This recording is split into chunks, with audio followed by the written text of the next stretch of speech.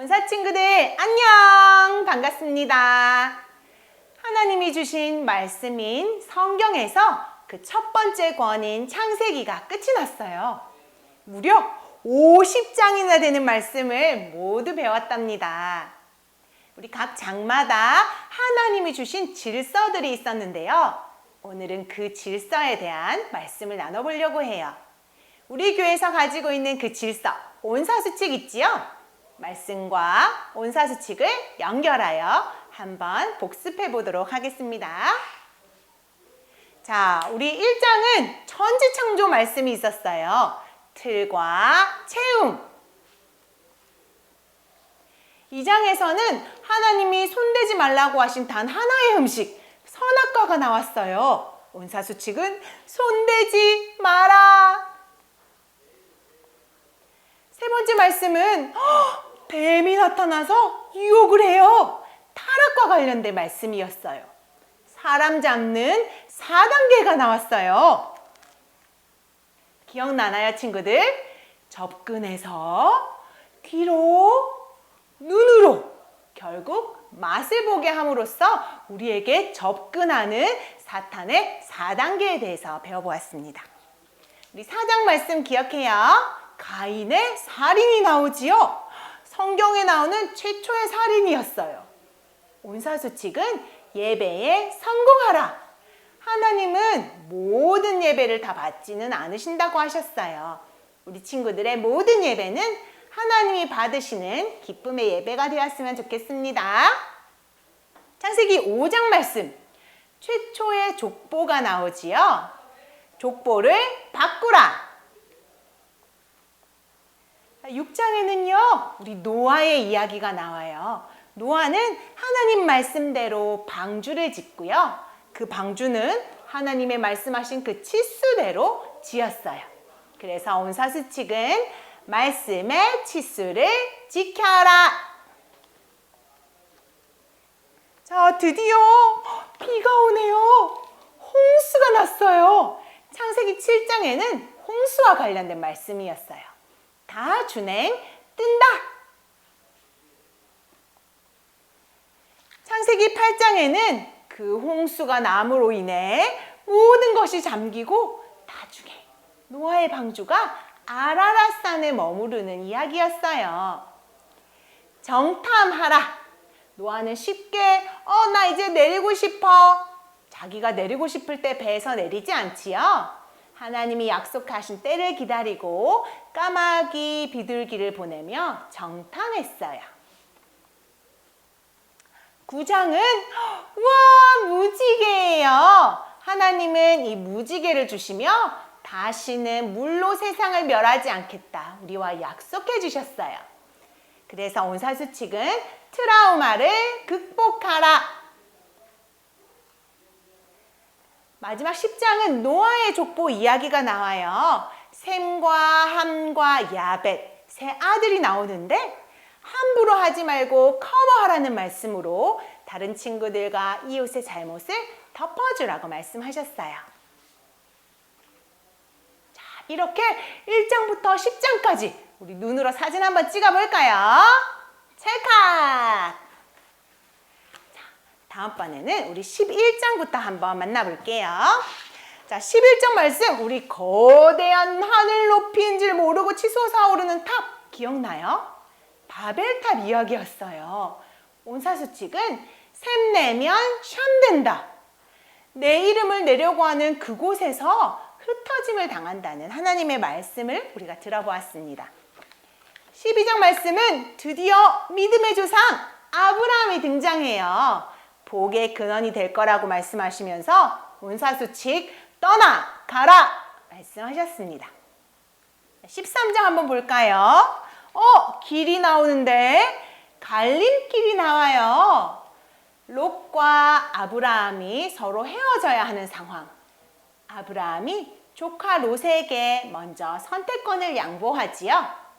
이 갈림길에 온사수칙은 선택권을 양보하고 종횡무진. 14장에는 멜기세덱 왕이 나와요. 사로잡혔던 조카 롯을 위해 아브라함은 전쟁에 나가지요. 그 전쟁에서 승리하고 멜기세덱 왕에게 11조를 드리는 이야기가 바로 14장에서 나온답니다. 15장은 하나님이 아브라함에게 짜잔 별을 보여주시면서 너의 자손이 별과 같이 많아질 거라고 약속을 주셨어요. 그리고 다른 사람이 너의 자손이 될 것이 아니라고 말씀하시면서 아니라 온사수칙을 주셨습니다. 16장 말씀, 하나님이 아니라고 하셨는데도 아브라함은 그 말씀을 끝까지 믿지 못했나 봐요. 아브라함은 이스마엘이라는 아들을 낳고 말아요. 이 이스마엘은 나중에 아브라함의 아들인 이삭과 대립관계가 되는 혹이 돼요. 온사수칙은 혹하면 혹 달고 훅 간다. 17장은 할례와 관련된 말씀이에요. 우리는 거룩한 타투를 마음에 새기는 자가 되어야 하겠어요. 18장 말씀은 노아의 중보기도 이야기예요. 조카 롯이 사는 소돔과 고모라가 멸망할 것이라는 하나님의 말씀을 듣고 아브라함이 중보기도를 해요. 하나님, 50명의 의인이 있어도 그 땅을 멸하실 건가요? 45명은요? 20명은요? 10명이 될 때까지 아브라함은 중보기도를 멈추지 않았어요. 19장은 그렇게 기도했지만 소돔과 고모라는 멸망당하고 말아요. 그래서 하나님이 소돔과 고모라에서 롯의 가족을 이끄시면서 뒤돌아보지 말라고 하신 말씀이 온사수칙입니다. 뒤돌아보지 말라. 20장 말씀은 잠자리예요. 인간 왕을 두려워한 아브라함이 자신의 아내 사라를 누이라고 속이는 장면이 나와요. 우리는 인간 왕을 두려워하는 것이 아니라 오직 살아계신 하나님을 두려워해야 한다는 말씀이 20장에서 나왔습니다. 자, 이렇게 해서 11장부터 20장 말씀이 또 끝났네요. 또 사진 눈으로 한번 찰칵 찍어볼까요? 하나, 둘, 셋, 찰칵! 자, 21장 말씀이에요. 드디어 아브라함의 아들 누가 태어날까요? 맞아요. 이삭이 태어나요. 이삭의 이름의 뜻은 웃음이었지요. 사라가 이 나이에 어떻게 아기를 갖지 하고 비웃었던 비웃음이 웃음이 된다고, 비웃음이 웃음된다 라는 원사수칙이 있었어요. 자, 22장. 그렇게 기다리던 아들 이삭을 얻었는데 하나님은 아브라함에게 모리아 산으로 가서 아들 이삭을 바치라고 말씀하셨어요. 아브라함은 어떻게 했을까, 얘들아? 맞아요. 아브라함은 하나님 말씀에 순종합니다. 그래서 하나님은 이제야 내가 나를 경외하는 줄 알겠다고 말씀하시지요. 그래서 22장의 온사수칙은 이제야를 넘어라. 23장은 아브라함의 아내 사라의 죽음에 관련된 이야기예요. 사라가 죽자 사라를 장례할 무덤을 찾던 아브라함이 충분한 값을 지불하고 대가를 지불하고 그 땅을 구입하는 이야기였어요. 그래서 온사수칙은 충분한 대가를 지불하라입니다. 자, 24장 말씀 한번 볼까요? 아브라함의 아들 이삭과 리브가의 결혼 장면이에요. 아주 어렵게 리브가를 만났지요. 우리는 이렇게 중요한 일을 선택할 때 함부로 마음대로 쉽게 선택하지 않아요. 이 말씀에 있었던 것처럼 선택의 7단계를 거치면서 확인하고 묻고 민첩하게 움직이면서 모든 것을 선택해야 할 거예요. 25장 말씀은 이삭의 두 아들이 드디어 태어나네요. 에사와 야곱. 첫째가 가진 장자권의 축복을 가볍게 여긴 에서가 야곱에게 장자권을 팔아버리는 이야기였어요. 그래서 온사수칙은 가볍게 여기지 말라 였습니다. 26장은 새 우물 이야기가 나와요. 이삭이 가는 곳마다 우물을 빼앗길 위기에 처해 있었지요. 이삭은 그때마다 다투지 않고 양보해서 또 다른 우물을 팠어요. 그때마다 하나님은 더 좋고 더 넓은 곳으로 인도해 주셨어요. 이 새 우물의 이름은 에색, 신나, 르호봇이었습니다. 27장의 말씀은 이삭의 축복이에요. 이삭이 아들 에서에게 축복해 주려고 하네요. 사냥꾼인 에서는 사냥감을 잡으러 다니고 있어요. 우리는 사냥꾼이 되지 말고 항상 하나님 말씀 앞에 서는 자가 되어야 된다는 게 바로 27장의 말씀이었습니다. 28장은 형의 축복을 뺏어 도망가는 야곱의 이야기가 나왔어요. 그 야곱이 도망가다가 돌베개를 베고 잠을 자고 그 잠을 잘 때 꿈에서 사닥다리가 하늘과 땅에 맞닿아 천사가 오르락 내리락 거리는 것을 보았지요. 그래서 그 사닥다리, 내가 집에 있는 장막에서만 하나님이 계신 줄 알았더니 아니었어. 모든 곳에 하나님이 계셨어. 라고 깨닫는 순간이었지요. 그래서 온사수칙은 장막신앙을 넘어라.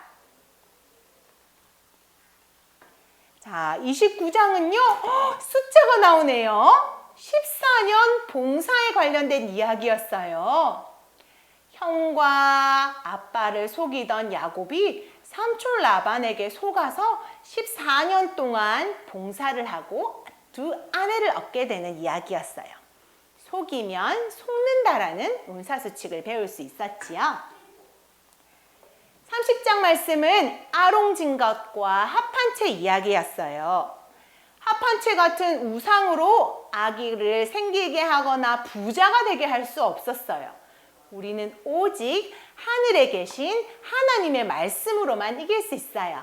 그래서 온사수칙은 하늘채로 승부하라. 자, 이렇게 21장부터 30장 말씀도 함께 보았어요. 자, 사진 찍을 준비 됐나요? 하나, 둘, 셋, 찰칵! 30장 말씀은 아무 숫자도 붙어 있지 않네요. 그렇지만 우리 있는 것처럼 상상하면서 우리 그림을 하나하나씩 붙여보도록 할게요. 31장 말씀은 드라빔에 관한 이야기예요. 라헬이 나는 아버지에게 받은 게 아무것도 없어. 그리고 아버지 집에서 훔쳐온 것이 바로 이 드라빔이었어요. 드라빔은 아기를 많이 낳게 해주고 부자가 되게 해준다고 믿었던 우상이었어요. 그렇지만 우리 모두의 품삯은 하나님이 책임지신다는 우리 온사수칙을 알게 되었지요. 온사수칙은 품삯은 하나님이. 32장 말씀은 천사와 씨름하는 야곱의 이야기를 만날 수 있었어요. 형 에서와 만나기 얼마 전 두려움에 쌓여 혼자 있는 야곱에게 하나님의 천사가 찾아와 주셨지요. 야곱은 하나님과 씨름하여 이겼다라는 이름의 뜻인 이스라엘로 이름이 바뀌게 되는 사건이 벌어져요. 천사와 씨름, 하나님과 씨름하라. 온사수칙입니다. 33장은 드디어 에서와 화해하는 장면이 나오지요. 화합을 위해 기도했던 야곱의 기도를 하나님은 들어주셨어요. 화합을 위해 기도하라. 34장은 어쩌지 슬픈 일이 벌어지죠. 디나 사건이 있어요. 하나님이 약속하신 베들로 돌아가지 않았던 야곱의 가족들은 세겜 땅 옆에 머무르게 되고 그곳에서 디나는 구경할 거 뭐 없나? 세상 구경 나갔다가 아주 위험한 일을 당하게 돼요. 그래서 우리는 이 말씀을 통해서 세상 구경 가지 말라는 온사수칙을 배울 수 있었습니다. 35장 말씀은 이삭의 죽음이에요. 오랫동안 만나지 못했던 아버지와 만났지만 이삭은 이렇게 죽게 되고 야곱은 하나님이 약속하신 베델로 다시 올라가 하나님께 예배를 드려요. 그래서 그곳을 베델의 하나님 엘 베델이라고 이름을 짓게 되지요. 온사수칙은 엘 베델, 베델로 돌아가라입니다. 36장은 에서의 족보 이야기예요. 야곱과 에서가 살고 있는 땅에서 점점점 소유가 많아져서 함께 살 수 없게 되자 에서가 자기 눈에 보기 좋은 곳으로 떠나요. 그래서 거기서 에서는 최초의 왕국을 세우게 되지요. 우리 친구들은 자신의 나라가 아닌 하나님 나라의 백성으로 사는 친구들이 되길 바랍니다. 온사수칙은 자기 왕국을 세우지 말라. 37장부터는 우리 야곱의 아들 이야기가 나오지요. 그 중에서도 요셉의 이야기가 나와요. 하나님은 요셉에게 두 가지 꿈을 주셨지요. 그 꿈을 마음에 간직하고 온사수칙은 꿈을 팔지 말라입니다. 37장은 요셉 이야기하다가 뜬금없이 야곱의 넷째 아들 유다의 이야기가 나와요. 유다는 자기 스스로 자기의 자손을 마음대로 할 수 있다고 생각했지만 하나님은 유다의 길을 막으시고 하나님의 뜻 가운데 거하게 하셨어요. 지팡이와 도장으로 자신의 죄를 덮어보려고 했던 유다는 결국 오히려 지팡이와 도장으로 죄가 드러나게 되지요. 우리는 가는 곳마다 거룩한 지문을 남기는 사람들이 되어야겠어요. 온사수칙 거룩한 지문을 남겨라. 39장은 형들에 의해 멀리 애굽으로 팔려간 요셉의 이야기가 나왔어요. 그 중에서도 보디발의 아내가 요셉을 유혹하는 장면이 나왔지요. 그렇지만 그때에도 요셉은 내가 하나님 앞에서 어떻게 죄를 짓겠습니까? 하면서 함께 있지 않았대요. 이 말씀에서 우리가 배울 온사수칙은 함께 있지 말라입니다. 40장 말씀은 보디발의 아내로 인해 억울하게 감옥에 갇힌 요셉의 이야기예요. 비록 그곳에 있었지만 하나님이 함께 하신 요셉은 사람들의 안색을 살피고 그들을 도와주게 돼요. 40장의 말씀은 감옥의 요셉 그리고 온사수칙은 안색을 살펴라입니다. 여기에서 안색을 잘 살핀 요셉에게 어떤 일이 일어날까요? 우리 40장 말씀에서 한번 확인해 볼까요? 감옥에 있던 요셉은 3년이란 시간이 흘렀어요. 3년 뒤 하나님이 주신 지혜로 파라오 왕의 꿈을 해석한 요셉은 41장 말씀에 총리가 된답니다. 총리 요셉의 온사수칙은 하나님의 때가 찰 때까지예요. 42장에선 어떤 일이 있었죠? 기근으로 요셉에게 곡식을 구하러 온 형들의 이야기가 있었죠. 그들 중에 시므온 형이 결박이 되지요. 하나님의 꿈은 이루어지는 것을 41장을 통해서 우리는 볼 수 있었어요. 43장 말씀, 돌아간 형들이 다시 곡식을 구하러 왔지만 요셉은 막내 동생 베냐민을 꼭 데리고 오라고 얘기했어요. 드디어 베냐민과 상봉하는 장면이 43장에서 나와요. 온사수칙은 반드시 모두가 함께 가야 한다는 것이었어요. 그렇게 곡식을 가지고 집으로 돌아가던 형제들에게 요셉이 무엇을 넣었는지 기억나요? 바로 은잔을 숨겨두었지요. 이 은자 때문에 유다는 요셉 앞에서 변호를 하게 됩니다. 분쟁 해결은 이렇게 하라는 온사수칙처럼 우리가 어렵고 곤란한 일을 당할 때 지혜롭게 해결해야 하겠어요. 45장 말씀은 드디어 모든 형제가 상봉합니다. 요셉이 드디어 자신의 정체를 밝히는 순간이었지요. 구원이 이루어지고 있고 구원이 준비되고 있음을 45장을 통해서 볼 수 있었어요. 46장, 드디어 아버지와 만나는 요셉의 이야기예요. 야곱 상봉의 이야기가 46장에 나온답니다. 이사는 이렇게 하라는 말씀처럼 야곱은 요셉이 있는 곳으로 가기 전에도 하나님께 기도하고 예배드리는 모습을 보였는데요. 우리 친구들도 어딜 가든지 하나님 앞에 먼저 제단을 쌓고 예배드리는 친구들 되길 바랍니다. 47장 말씀은 요셉의 모든 가족과 야곱의 모든 가족에게 하나님이 준비하신 고센 땅이 있음을 보여주셨어요. 구별되라는 말씀처럼 우리는 세상과 구별되어 하나님이 계신 그곳에 머무는 자들이 되어야 하겠어요.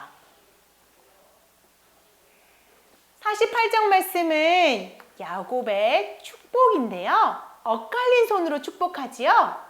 요셉의 두 아들을 엇갈린 손으로 축복하면서 세상이 정한 기준과 순서가 아닌 하나님의 뜻대로 복은 오직 하나님으로부터 온다라는 말씀을 들을 수 있었습니다. 49장은 죽기 전 야곱이 모든 자녀에게 축복하는 장면이 나왔어요. 아들 한 사람 한 사람 자신이 심은 대로 거두듯 자신의 몫에 따라 축복하는 야곱의 모습을 49장에서 볼 수가 있었습니다. 창세기의 마지막 장 50장은 장례식이에요. 요셉과 야곱의 장례식 이야기가 나오면서 이 모든 과정을 통해서 반드시 선으로 바꾸시는 하나님의 약속을 볼 수 있었어요. 자, 이렇게 창세기 50장이 모두 끝났습니다. 죄로 인해서 하나님과 질서가 흐트러져 있던 우리들에게 말씀을 주시면서 하나님과 질서를 회복하라고 말씀하신 이 창세기 말씀. 우리 온사 친구들도 이 말씀을 통해서 삶의 질서들을 회복해 나갔으면 좋겠어요. 우리 함께 질서를 회복하라 외치면서 맞춰볼까요? 질서를 회복하라!